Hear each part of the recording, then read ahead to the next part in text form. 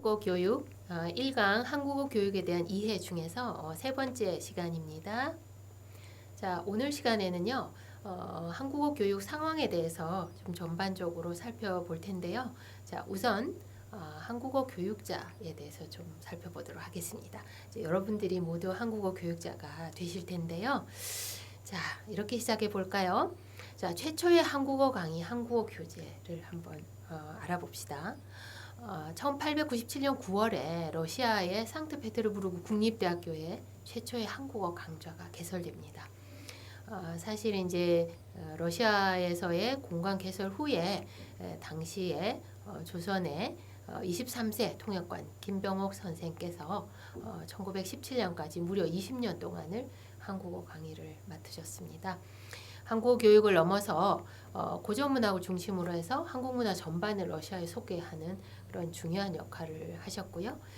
특히 1899년에 그 작은 문법서도 이제 발간을 하셨는데 52쪽짜리 한국어 문법서를 펴내셨어요. 자, 그리고 최근인데요. 2017년에 사실 상트페테르부르크 국립대학교에서는요. 한국학 강의 120주년을 기념을 하는 학술대회도 개최를 했고요. 그다음에 한국학과도 개설이 되었습니다. 최초의 한국어 교재는요. 1918년에 최재익 선생, 현대적인 의미의 한국어 교재입니다. 물론 그 전에도 있었어요. 조선어의 선생이라는 일본인들을 대상으로 하는 학습용 한국어 교재를 집필하신 바 있습니다. 오래됐죠, 여러분. 예. 그래서 지금은 뭐 세계적으로 1000개가 넘는 대학에서 한국어가 교양 혹은 전공으로 강의가 이루어지고 있습니다. 자, 그러면 이제 여러분들이 앞으로 어떤 역할을 하셔야 될 것인가에 대해서 제가 감히 몇 가지를 좀 당부 겸 그런 설명을 좀 드리도록 하겠습니다. 첫 번째, 여러분들은 교육자이셔야 됩니다. 그래서 교육자로서 한국어 교사인데요. 즉 이 역할은요. 짜임새 있고 알찬 수업을 위해서 준비하시고 항상 그 다음에 끊임없이 수업을 한번 그 수업이 끝나고 난 후에는 항상 그것을 한번 성찰해 보시는 그다음에 반성 혹은 또 이것으로 미루어 내가 더 좋은 수업을 어떻게 할 것인가를 끊임없이 좀 고민을 하셔야 될 것 같습니다. 학습자의 인지 과정을 함께 호흡하고 또 목표 문형이나 어휘가 자연스럽게 구사되는지에 대한 생각을 좀 갖고 계셔야 되고요. 그래서 한국어 전문성 제고에 있어서 이 역할은 사실 높은 비중을 차지합니다. 자, 교육자. 두 번째는 연구자입니다. 그래서 최신 제2언어 습득 분야의 여러 이론이나 교수법을 좀 그때그때 잘 공부를 해두셔야 됩니다. 그래서 한국어 교육 분야의 학회에도 참여하시고요. 또는 이제 동료들끼리 좋은 수업을 위한 그런 연구 개발 이런 것들을 워크숍을 통해서 계속해서 이제 해나가셔야 되는 거죠. 그리고 사실 한국어 교사는요, 연구자인데 공동 연구도 잘 하셔야 돼요. 그래서 협업도 잘 하셔야 이제 같은 급을 가르치신다든지 같은 학생을 가르치시는 분들끼리도 혹은 비슷한 환경 혹은 정말 관심 있는 분야의 연구 주제 이런 것들을 공유하셔서 연구를 잘 해내실 수 있는 이런 협업 능력 이런 것도 중요합니다. 다음은 원어민 대화자세요. 원어민 화자세요. 그래서 사실 지금 세계적으로 한국어 원어민 교사를 원하시는 곳들이 상당히 많습니다.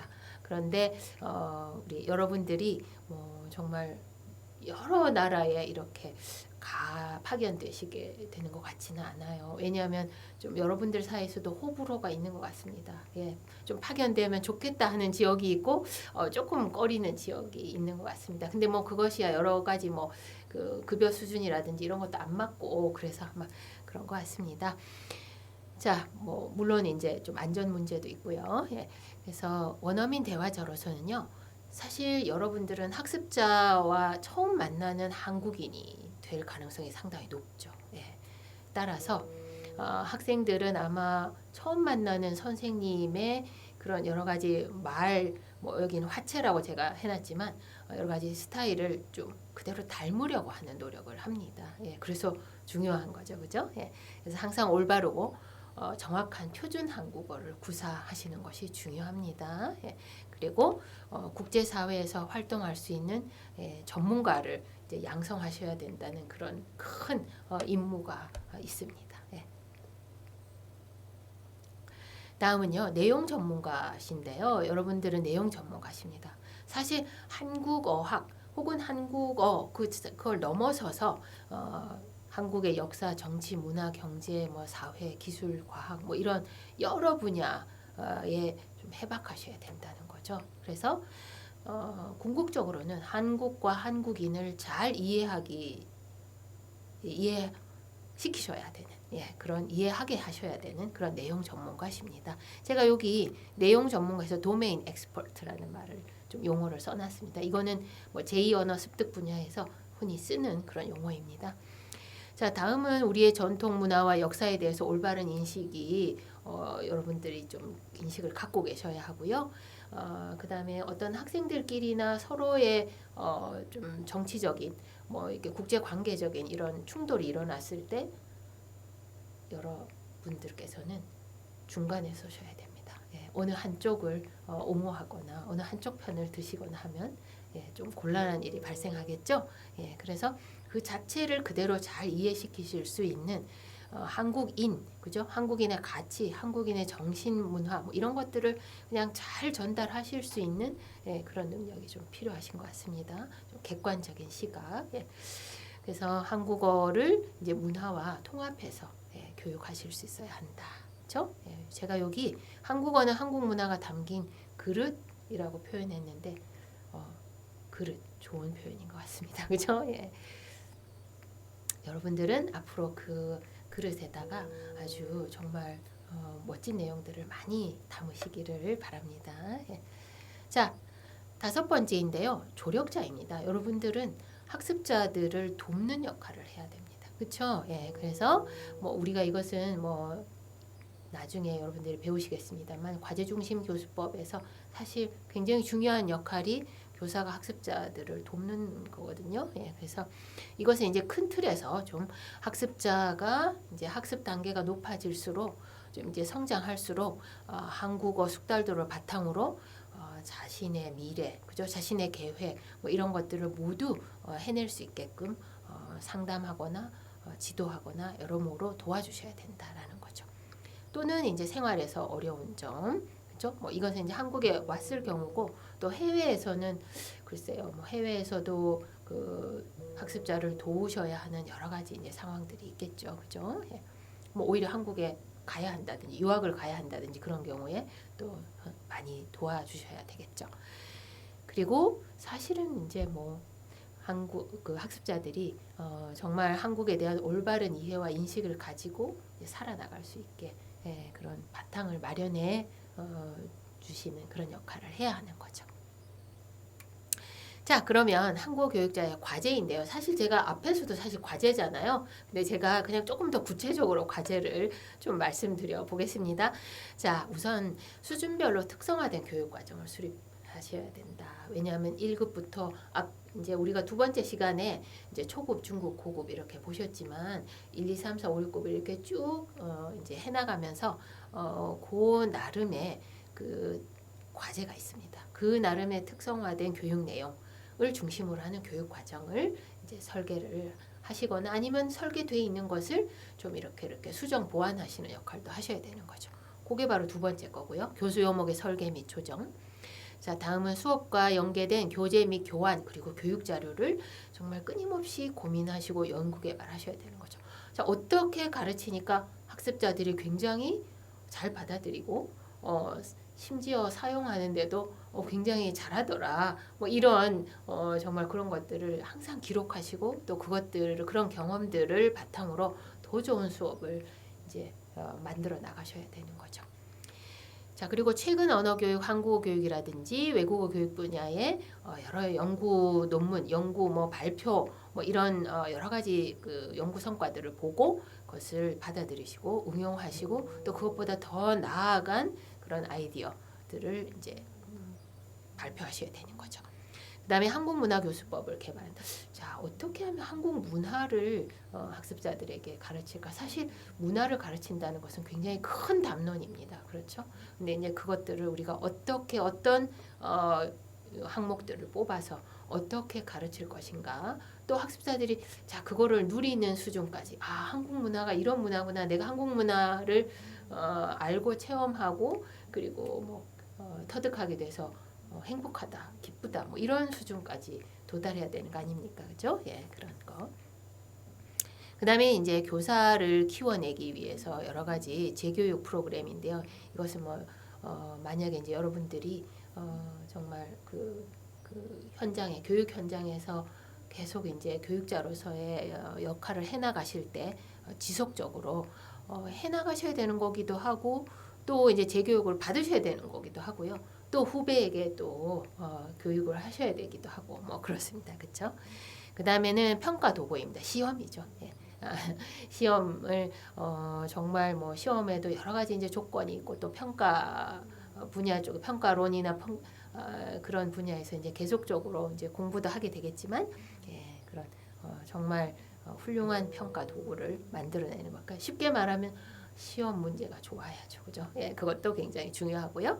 그다음에는 이제 한국어 정보학, 그러니까 빅데이터를 활용해야 하는 것. 그다음에 여러 가지 매체를 활용해서 뭐 인터넷이라든지, 뭐 그죠? 뭐 그래서 교육공학 뭐 이런 분야에서도 충분히 교사로서 잘 활용해서 학습자들에게 나날이 새롭고 정말 즐거운 수업이 되게끔 노력하셔야 된다는 그런 뜻입니다. 자, 다음은 국내 한국어 교육 동향인데요. 크게 이제 일반 목적에서 특수 목적으로 가고 있다라고 보시면 되고요. 일반 목적은 이제 과거의 취미 중심 혹은 배우자가 한국 사람이다. 뭐 이런 경우에 이제 아주 일반적인 건데요.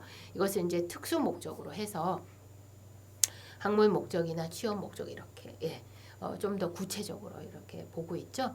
예, 그 다음에는 최근에는 보니까 뭐 이주 노동자, 여성 결혼 이민자, 다문화 가정 자녀 구성원들이 이렇게 많아지고 있어요. 그죠? 학습자 층이. 예.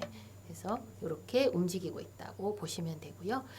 서울 수도권에서 시작했지만 지금은 정말 지역에 상당히 많은 지자체들이 이런 한국어 교육 관련한 여러 가지 사업들을 하고 있습니다. 또 선생님들도 굉장히 많고요. 예. 지금 현재 국립국어원 한국어 교원 자격 제도에서 보면 7만 명에 육박하는 그런 한국어 교원 자격자가 이미 배출되었습니다. 자, 그래서 대학 및 한국어 교육기관 자율적으로 이루어지던 것이 이제 정부 차원에서 상당히 넓혀지고 또 정말 어찌 보면은 이제 한국이 상당히 다문화 사회로 가고 있는데요. 그 안에서 큰 역할들을 하면서 진행되고 있다고 볼 수가 있겠습니다. 한국어 교육이요. 즉 교육자가요. 여러분들의 역할이 그만큼 커지고 넓어지고 깊어지고 있습니다. 자, 그러면 국내 동향을 조금 더 자세히 보죠. 자, 2004년 그 당시는 지금은 교육부인데요. 그때는 교육과학기술부였어요. 그래서 스터디 코리아 프로젝트라는 그 큰 어떤 프로그램이 있었어요. 예, 그래서 그 프로젝트를 기점으로 학문 목적의 학습자가 상당히 급속하게 증가가 되었었습니다. 특히 92년도에 한중 수교 혹은 92년도에 한국은 대부분의 사회주의 국가들과 수교를 합니다. 예, 그래서 베트남, 여러 중앙아시아, 여러 동남아시아 국가들과 수교를 하게 됩니다. 그 이후부터 학생들이 급격하게 증가가 국내 유입 유학생들이 많아지기 시작합니다. 자, 2024년 4월 현재 제가 통계를 보니까요. 20만 8,962명의 외국인 유학생들이 한국의 대학의 학부대학원 및 한국어 연수 과정에서 수학을 하고 있습니다. 특히 이제 교육부에 외국인 유학생 유치관리 역량 인증제라고 이에콰스라고 하는 게 있습니다. 이것을 도입해서 대부분의 대학에서 정말 훌륭한 교육 과정과 훌륭한 제도 여러 가지 프로그램으로 우리 외국인 유학생들을 잘 교육하고 있는 것을 볼 수 있습니다. 그 중심과 사실 그 출발점에는 한국어 교육이 있다는 것을 여러분들이 잘 이해를 해주셨으면 합니다. 예. 자, 그리고 취업 목적의 학습자는 주로 뭐 실무 한국어, 비즈니스 한국어라는 이름의 그런 한국어를 과정에서 이제 공부를 하는 거죠. 특히 한국산업인력공단이 주관하는 고용허가제 한국어 능력 시험이 있습니다. 이게 EPS 토픽인데요. 주로 이제 그 근로를 위해서 이주 노동자 분들이 주로 그 치르는 그런 시험이 자격 시험이 되겠습니다. 자, 그런데 사실 이제 이주 노동자, 여성 결혼 이민자, 다문화 가정 자녀 그 분들이 이 군들이 상당히 큽니다. 상당히 지역도 넓고 크고 앞으로 어찌 보면은 한국의 인구 구성에서 한국 교육 대상으로 정말 가장 큰 비중을 차지하게 되거든요. 그래서 여러 가지 이제 학습이나 습득 환경에 제약이 있어서 이것들을 개선하기 위한 노력들이 요구됩니다. 뭐 88 올림픽 이후에 유입된 이주노동 형태가 많고요. 또 역시 92년 한중 수교를 기점으로 해서 중국 동포의 대량 유입으로 이어집니다.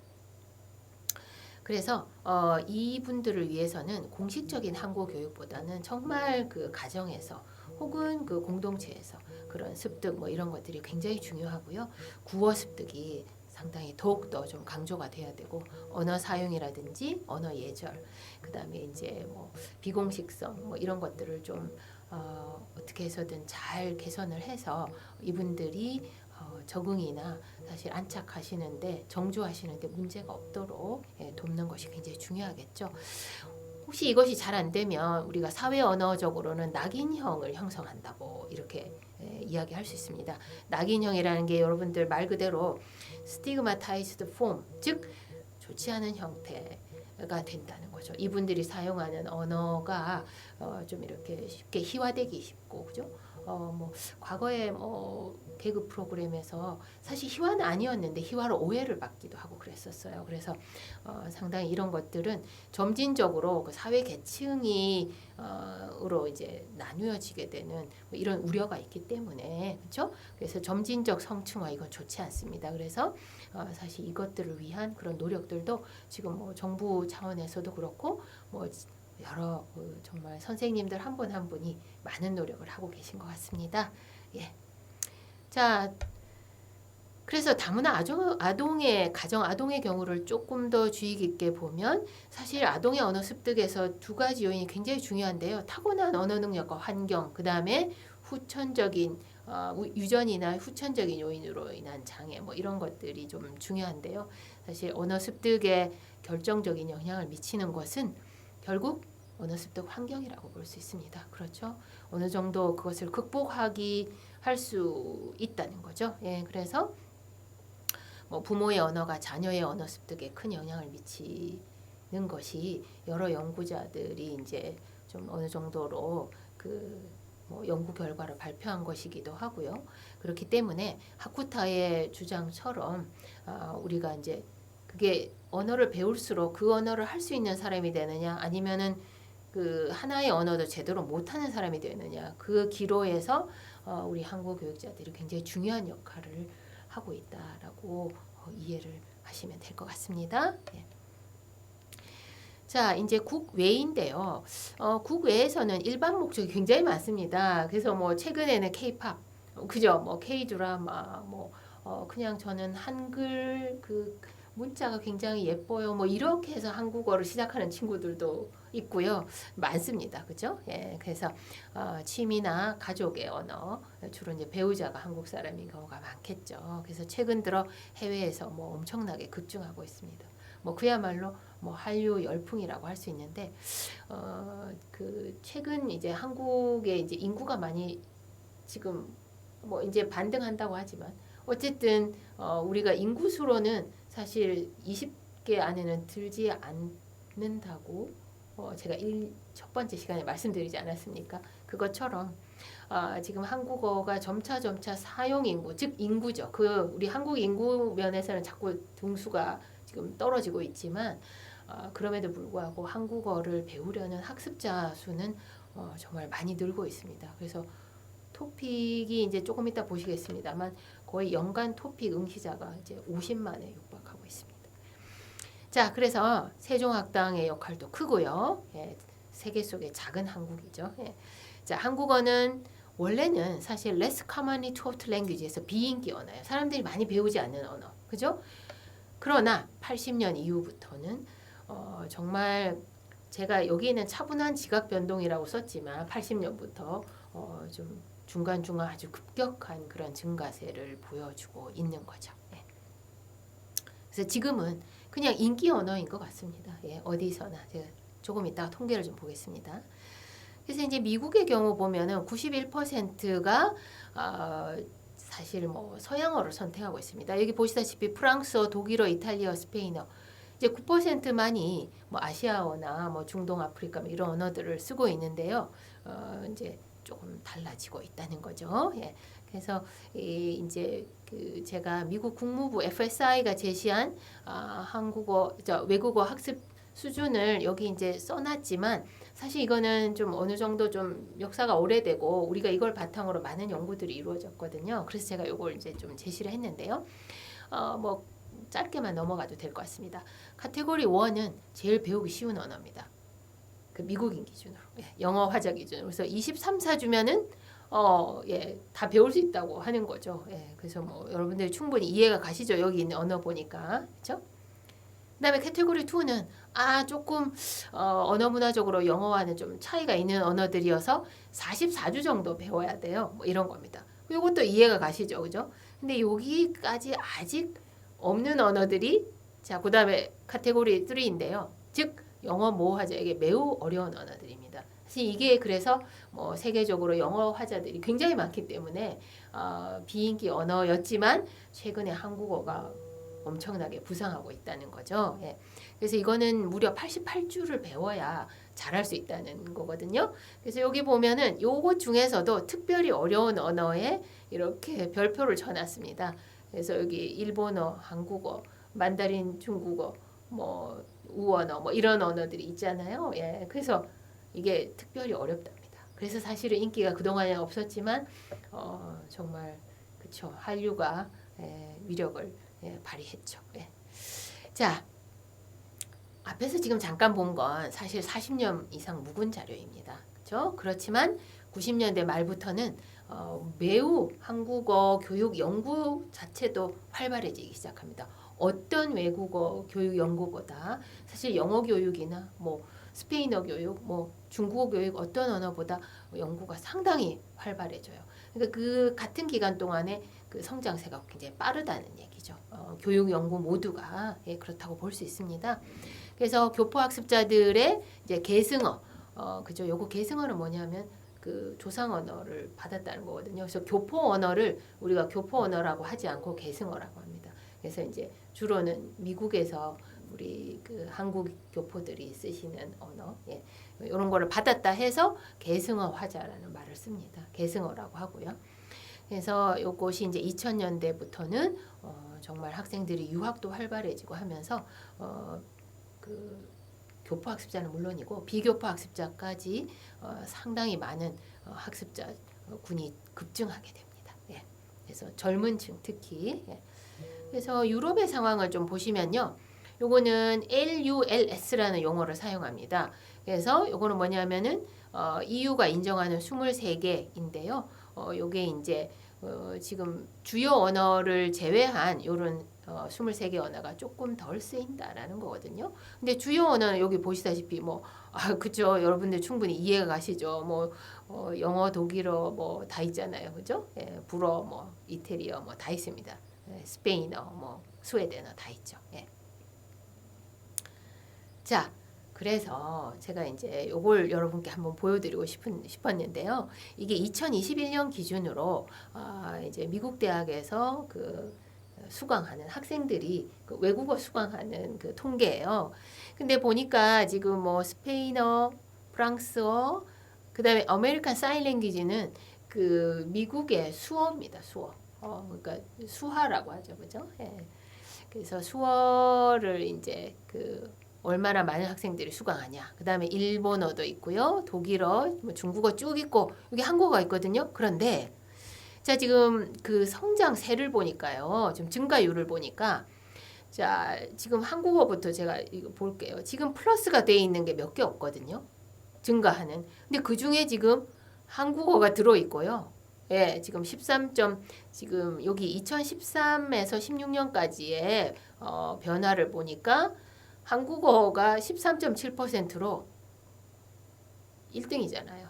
그죠? 예, 증가세가 그죠? 그 다음에 지금 2016년부터 21년을 보니까 그것도 38.3%로 증가세 자체는 1등이에요. 그러나 뭐 그냥 고정 수치는 그다지 높지 않은데, 그렇죠? 예, 그 시점의 수치는 높지 않지만 그만큼 빠른 속도로 많은 학생들이 한국어를 공부를 하게 됐다는 거예요. 예, 그래서 이게 좀 의미가 있는 데이터입니다. 지금 그래서 계속 올라가고 있어요. 지금 2009년부터 시작해서 이제 통계를 잡고 있는데 2021년까지 아마 지금 현재도 계속해서 증가세는 가장 높지 않나 그렇게 봅니다. 예. 자, 그러면 우리가 이 시점에서 여러분들이 이제 한국어 교육학 전공하시는 글로벌 한국어 전공생들 혹은 한국어문학부 학생들은 이제 이게 이제 좀 상당히 좀 이렇게 가깝게 느끼실 텐데, 예, 우리가 교원 자격을 위한 그런 이제 그 규정들, 영역들을 지금 제시해 놨습니다. 제가 참고로. 그래서 1, 2, 3, 4, 5 영역이 있는데요. 여기에 지금 보시면 이제 학부에서 주전공 혹은 복수전공, 그 다음에 또 부전공 하실 때, 그 다음에 대학원, 그 다음에 이제 뭐 제일 오른쪽이 한국어 교원 양성은 뭐 여러분들에게 크게 뭐 중요하지 않은 거고요. 그래서 학부 대학원에서 보시면 한국어학 같은 경우, 그래서 이제 1영역이라고 하는데 이건 한국어학 영역입니다. 그래서 국어학, 한국어, 의문론 이제 이런 이름으로 개설되었는데 역시 우리 대학의 글로벌 한국어 전공에서 여기 개설을 하고 있는 과목들이 있습니다. 그래서 여러분들이 꼭 확인을 하셔서 반드시 6학점, 예, 전공이실 경우, 부전공이실 경우 3학점, 그 다음에 대학원에서는 뭐 3, 4인데 요게 지금 1, 2영역을 합쳐서 3, 4예요. 요거는 이제 대학원생들이요. 그 다음에 2영역이 바로 응용 언어학 및 일반 언어학인데 이건 언어학입니다. 그래서 외국어 습득론을 포함한 외국어 습득론은 사실 2영역입니다. 3영역이 아니에요. 예, 그래서 여러분들 외국어 습득론 과목이 우리 글로벌 한국어 전공에 있는데 이게 2영역이기 때문에 굉장히 중요한 과목이기도 하고요. 예, 들으셔야 된다는 거죠, 그죠? 예, 그래서 6학점을 또 요것 중에 2과목을 들으셔야 되고요. 요거는 그냥 과목 예시고요. 우리 대학에서도 또 과목이 다 제시되어 있으니까 보시면 됩니다. 그 다음에 외국어로서의 한국어 교육론, 예, 이렇게 24학점을 들으셔야 됩니다. 무려 8과목을 들으셔야 되는 거죠. 좀 많습니다. 예. 그 다음에 한국 문화는 2과목, 예. 그리고 교육 실습은 그냥 한 번입니다. 예, 이렇게 해서 45학점을 하시면 학부를 졸업하실 때 한국어 교원 자격을 취득하실 수 있습니다. 예. 뭐 대학원은 참고하시고요. 부전공도 예, 참고하시면 되고요. 예. 그래서 반드시 그 교육 과정에서 확인을 하셔야 됩니다. 자, 다음은 이제 토픽에 대해서 좀 제가 말씀을 드리려고 하는데요. 자, Test of Proficiency in Korean 해서 토픽 이렇게 하고 있어요. 사실은 이 O가 소문자가 돼야 되거든요. 그렇죠? 예, I하고. 예. 그래서 지금 아까 말씀드렸다시피 2024년도에만 연간 지원 인원이 50만에 육박하고 있습니다. 이거는 대단한 숫자입니다. 예, 50만은 사실 뭐 어느 정도 중소도시의 규모잖아요. 그렇죠? 예. 그리고 누적 인원은 한국어 능력 시험에 시행된 이후로 400만 명이어서 뭐 이거는 정말 예, 거대 도시 인구만한 예, 그런 수가 되겠죠. 한국어 능력 시험 개선 사업이 계속되고 있고요. 아마도 뭐 여러 가지가 있는데 IBT가 아마 조만간 예, 뭐 한 4, 5년 안으로 전면 시행될 수 있지 않을까 그렇게 지금 긍정적으로 보고 있습니다. 예.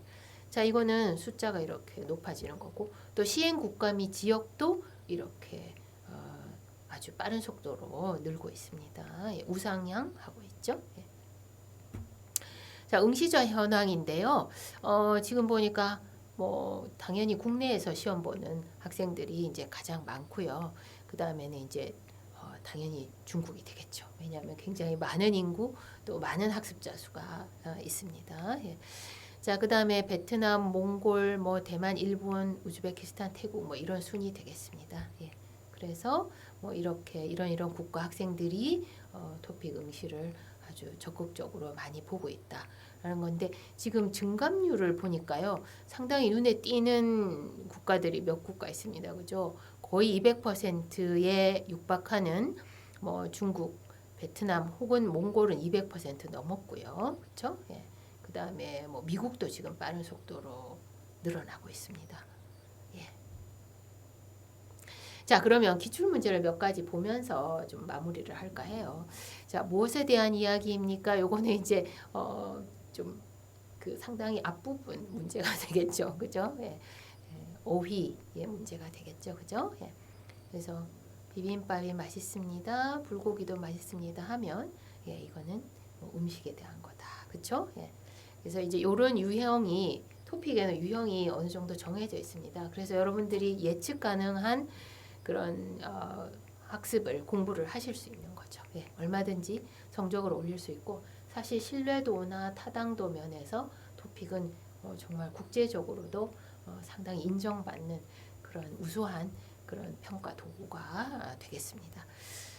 자, 민수 씨는 학생을 가르칩니다. 영어 선생님입니다는 예, 직업이 되겠죠. 예, 그래서 한국어 교육과정과 평가라는 과목을 여러분들이 수강을 하시면 예, 제가 거기서 시험 그 평가, 출제, 문항 개발 뭐 이런 데 대한 굉장히 재미있는 예, 실습을 하실 수 있습니다. 또 토픽을 본 분들이 굉장히 그 문항 개발도 잘하더군요. 예. 자, 그래서 우리 유학생 여러분들도 좀 상당히 좋은 실력을 발휘하는 학생들이 많습니다. 자, 그 다음에는 토픽 2인데요. 아까는 이제 토픽 1의 앞부분, 예, 토픽 2의 이제 앞부분인데, 요거는 이제 그 예, 휴대전화를 예, 딱 이제 보다가라는 걸 이제 잘 찾으실 수 있어야 되고요. 그렇죠? 예.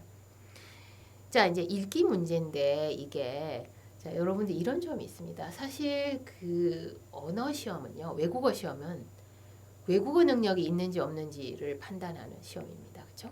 예, 그래서 뭐 정말 그 학생이 지식이 많은지를 평가하는 건 아닙니다. 예, 그래서 예, 그 점을 유의하면서 여러 가지 그 평가 도구를 개발하는 평가 문항을 개발하는 데에도 상당히 여러 가지 원리가 있고 또 중요한 그런 여러분들이 그 과정을 거치셔야 됩니다. 예. 그래서 그 과정이 결국에 어떻게 보면 학습자를 들여다보는 매우 중요한 과정이라고 볼 수 있습니다. 예. 그래서 교육 과정이 입구라면은 평가는 출구가 되겠죠. 예. 자, 그다음은 이제 쓰기 영역을 잠깐 볼까요? 자, 여러분들이 가장 싫어하는 그런 과목인데요. 쓰기에 예, 51번부터 예, 54번까지가 여러분들이 가장 좀 선호하지 않는 문항이 아닌가 싶어요. 우리 외국인 유학생들이 예, 그래서 이런 51번과 2번은 이제 어느 정도 실용성 있는 텍스트를 주고 예, 거기다가 이제 뭐 쓰게 하는 예, 그런 문제입니다. 예. 그래서 선배에게 물어보니 졸업생이 도서관을 이용하려면 출입증이 딴딴딴딴 쓰고 출입증을 만들려면 딴딴딴딴 예, 이렇게 써야 되는 거죠. 예. 자, 그래서 이것도 사실은 어떤 숙달도를 겨냥하는 것이고 또 목적은 뭐고 또 평가 목표가 반드시 있어야 됩니다. 그래서 구인이 있어야 되겠죠. 그리고 이제 평가 그 체계가 있어야 되고요. 그죠? 예. 그래서 평가 요소가 이제 내용과 형식으로 나뉘어서 이렇게 하면 될 것 같습니다. 그래서 아까 채점 기준이 뭐 제가 이렇게 그냥 내용과 형식으로 나눠서 이렇게 했거든요. 예, 이런 것들을 좀 아시면 예, 우리 외국인 유학생들은 토픽을 잘 보실 수 있고 우리 한국인 학생들은 좋은 예, 문항 개발을 하실 수 있는 겁니다. 그렇죠? 예. 뭐 모두가 문항 개발을 하실 수 있는 게 궁극적인 목표입니다. 예. 자, 요거는 이제 그 숙달도가 조금 이제 높아졌어요. 그죠? 예, 그래서 요 안에 들어갈 말을 쓰세요라는 겁니다. 예, 뭐 설명문에서 예, 필요한 글이고요. 그다음에 정보를 전달하는 건데 자, 평가 목표가 중요하겠죠. 그래서 목적 달성에 중요한 표현을 잘 할 수 있는가 있습니다. 그죠? 목적 표현. 예. 역시 채점 기준은 내용과 형식으로 해서 이렇게 하고 사실 뭐 점수를 구간을 두고 어떤 식으로 구성을 해야 한다라는 것도 중요합니다. 예. 자, 이제 6급을 판정하는 수준인데요. 이거는 이제 학습자에게 그냥 한번 써보게 했어요. 그냥 보니까 이렇게 뭐 한국의 조선시대 훌륭한 인물들이 많이 존재한다. 뭐 그 중에 내가 가장 좋아하는 인물은 이순신 장군이다. 뭐 이렇게 시작하고 있어요. 그래서 야, 이 정도면 이제 6급이겠다 하는 건데 여러분들이 한번 보시면 사실 이제 읽기가 조금 어려울 수도 있어요. 이게 왜냐하면 그 손글씨로 썼기 때문에 어렵기는 하지만 그래도 어느 정도 수준을 파악할 수 있는 그런 기준이 있습니다. 예, 그래서 채점 기준으로 작용을 하는 거죠. 예. 자, 여기 채점 근거를 이건 뭐 국립국제교육원 홈페이지에 가보시면 다 있습니다. 그죠? 토픽 꼬마 페이지가 있죠? 거기에 보면 다 있습니다. 그래서 크게 내용 및 과제 수행, 글의 전개 구조, 언어 사용 이렇게 해서 이제 채점을 하게 됩니다. 예. 여러분 뭐 구체적인 것들은 또 그 각 과목 시간에 또 다뤄보시면 아주 큰 흥미를 느끼실 수 있을 겁니다. 예. 자, 이제 글쎄요, 이제 세 번째 강의 문을 닫기 전에 제가 이제 한국의 각 부처들이 맡아서 하는 한국어 교육 관련 사업 및 업무인데요. 이건 어찌 보면 여러분들의 진로, 여러분들의 미래, 여러분들의 꿈, 뭐 이런 것과도 관계가 있는 것 같아요. 그래서 나는 어떤 일을 하고 싶다라고 보셨을 때 좀 이제 여러분들에게 어느 정도 좀 가시적인 것을 드릴 수 있을 것 같아요. 자, 교육부는 이제 하는 일이 제법 많습니다. 하는 기관도 많고요. 그래서 뭐 제일 앞에 제가 국립국제교육원이라고 해놨는데요. 뭐 GKS에서 정부 초청 외국인 장학생, 우리 대학에도 또 많이 와 있는데요. 또 한국어 능력 시험 주관 하고 있고요. 그다음에 유학 박람회 뭐 이런 일들을 하고 있습니다. 그다음에 뭐 연구재단에서는 아까 잠시 언급했던 교육국제화 역량 인증제를 주관하고 있고요. 또 재외교육기관 한국학교 한국교육원이 세계 각지에 있습니다. 뭐 43개국 정도의 지금 문을 열고 있는데요. 뭐 이런 일들을 합니다. 그다음에 한국학중앙연구원 뭐 이런 것도 있고요. 자, 다음은 이제 문화체육관광부인데요. 여기 좀 중요한 산하기관들이 두 개가 있습니다. 여러분 다 아시는 국립국어원과 세종학당재단입니다. 예, 그래서 이런 중요한 일들을 하고 있기 때문에 사실 여러분들도 얼마든지 국립국어원과 세종학당재단에 내가 이런 좀 전문 영역, 전문 지식 뭐 이런 것들을 쌓아서 좀 준비를 충분히 하실 수 있다고 생각합니다. 선례들도 있고요. 예.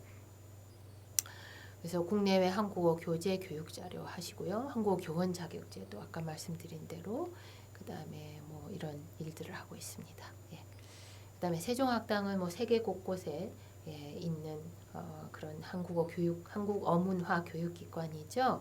예. 지금 현재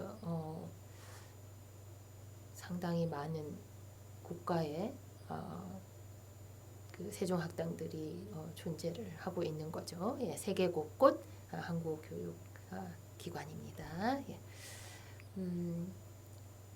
자, 현재 제가 지금 뭐 알 수 있는 거는요. 그 뭐 쭉 통계를 보고는 있지만 외국인 교원 세종학당의 그러니까 현지인이죠.